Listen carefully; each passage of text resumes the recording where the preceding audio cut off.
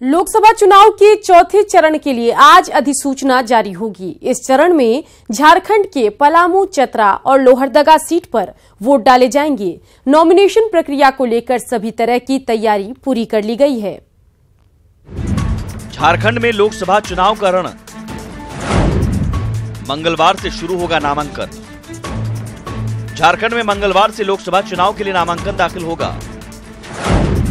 2 अप्रैल को अधिसूचना जारी होगी। इसके बाद नामांकन भरने की प्रक्रिया शुरू हो जाएगी। नामांकन 9 अप्रैल तक भरे जाएंगे। 10 अप्रैल को नामांकन पत्रों की जांच होगी। 12 अप्रैल तक नाम वापस लिए जा सकेंगे। 29 अप्रैल को वोटिंग होगी।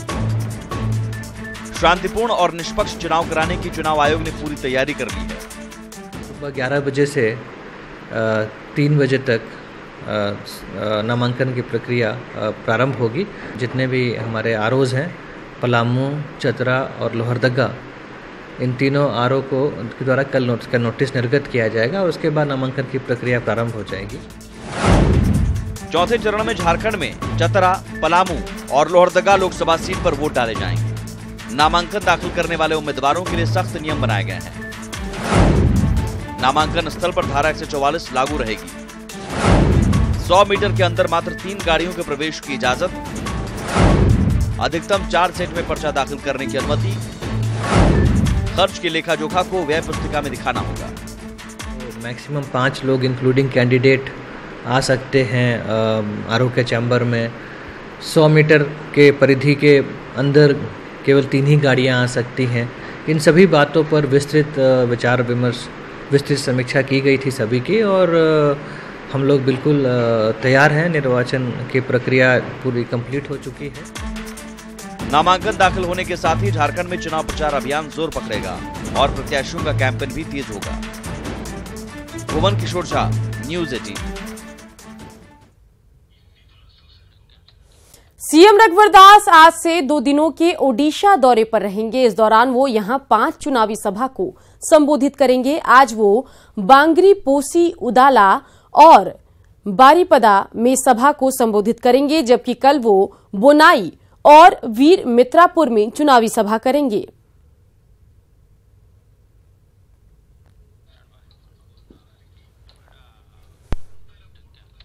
बीजेपी ने अन्नपूर्णा देवी को पार्टी ज्वाइन कराकर एक तीर से 2 निशाना साधने की कोशिश की।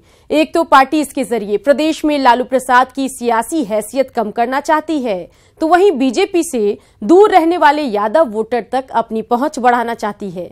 हालांकि आरजेडी इस दावे को खारिज कर रही है।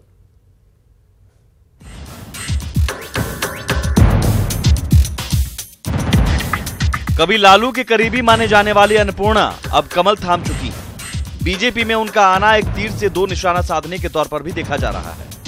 पहला तो ये कि अन्नपूर्णा के आरजेडी छोड़ने से सूबे में उसकी सियासी मजबूती को जबरदस्त धक्का लगा है। वहीं बीजेपी ने अन्नपूर्णा के साथ ही यादव वोट बैंक को साधने की कोशिश भी की है।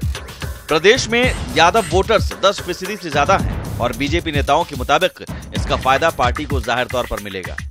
अभी जो अन्नपूर्णा देवी जी झारखंड के परिवेश में एक बहुत बड़ा लीडर थी और उनका भारतीय जनता पार्टी में ज्वाइन करने से यादव मतदाता में तो उनका जो पकड़ है वो 100% है ही। निश्चित रूप से लालू जी तो पहले से भी कमज़ोर हैं और आने वाला लोकसभा में निश्चित रूप से उनका खाता भी नहीं खुलने वाला है। हालांकि प्रदेश आरजेडी अध्यक्ष इस बात से कोई इत्तेफाक नहीं रखते कि अन्नपूर्णा के बीजेपी में जाने से उनके वोट बैंक पर कोई असर पड़ेगा। उनके मुताबिक अल्पसंख्यकों, पिछड़ों और वंचित समाज के नेता सिर्फ लालू हैं। वहीं जेएमएम ये तो मानता है कि बीजेपी जातीय वोटों की खातिर दूसरे दलों के नेताओं पर डोरे डाल रही है, लेकिन दावे यही है कि फायदा कुछ नहीं होगा। राजद को एक्टिवेट करने का काम है। राजद कहीं से कमज़ोर नहीं हुई और अन्नपूर्णा जी के स्थान पर उनसे भी पोटेंशियल यादव और गढ़वा में उनसे भी पोटेंशियल कैंडिडेट हमारे पास आ रहे हैं और जिनको हम चुनाव लड़ा के वहाँ से विजयी बनाएंगे। भारतीय जनता पार्टी को यहाँ पर जातीय समीकरण के आधार पर वो नेताओं को अपने ओर आकर्षित कर रही है, लेकिन भारतीय जनता पार्टी का ये जो प्रयास है ये भी सफल नहीं होगा इस राज्य में, मैं आपको दावे के साथ कह सकता हूँ। भले ही आरजेडी और जेएमएम बीजेपी के दावों को खारिज कर दे, लेकिन प्रदेश आरजेडी के चोटी के नेताओं को बीजेपी में शामिल कराकर पार्टी ने बड़ा दांव तो खेल ही दिया है। न्यूज़ 18 के लिए रांची से उपेंद्र कुमार की रिपोर्ट। हजारीबाग में कांग्रेस का कौन होगा प्रत्याशी, इसको लेकर अब भी सस्पेंस बरकरार है। जहां एक ओर भारतीय जनता पार्टी के उम्मीदवार जयंत सिन्हा और सीपीआई उम्मीदवार भुवनेश्वर प्रसाद मेहता पूरे दमखम के साथ चुनावी दंगल में हैं, वहीं अभी भी कांग्रेस के नेता आलाकमान की ओर टकटकी निगाहों से देख रहे हैं। गोपाल साहू, शिवलाल महतो, योगेंद्र साहू की बेटी अंबा प्रसाद, पूर्व विधायक योगेंद्र साहू, जयशंकर प्रसाद पाठक के नाम सामने आ रहे हैं। लेकिन नामों को लेकर राजनीतिक धुंध जो कांग्रेस में दिख रहा है वो साफ होता नजर नहीं आ रहा। हजारीबाग कांग्रेस जिला अध्यक्ष ने कहा कि आलाकमान जिसको भी उम्मीदवार बनाएगा, पार्टी कार्यकर्ता दमखम लगाकर जिताने का काम करेंगे।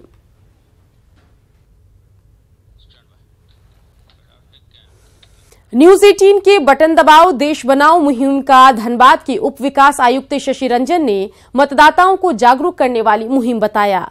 उन्होंने न्यूज़ 18 चैनल के प्रयास की तारीफ करते हुए कहा कि न्यूज़ 18 की बटन दबाओ देश बनाओ एक अच्छी मुहिम है और लोगों को इस मुहिम से जुड़कर अपना मतदान जरूर करना चाहिए, बल्कि पहले मतदान फिर जलपान करना चाहिए। बटन दबाओ देश बनाओ की जो मुहिम न्यूज़ 18 द्वारा चलाई जा रही है, ये अपने आप में एक सेल्फ मोटिवेटिंग स्कीम है, जिसमें हर एक व्यक्ति को घर से निकलकर वोट देने के लिए हम लोग प्रेरित कर रहे हैं। इसके अंतर्गत ये हम लोग सोच रहे हैं कि इस बार पहले हम वोट देंगे तब घर का चूल्हा जलाएंगे। हर एक व्यक्ति के लिए मत अपना एक अधिकार आता है। 5 साल में आपको एक दिन वोट देने का अधिकार नहीं है, ये आपके आगे आने वाले 5 साल के फ्यूचर को चयन करने का अधिकार है। हम उम्मीद करते हैं कि सभी लोग अपने घर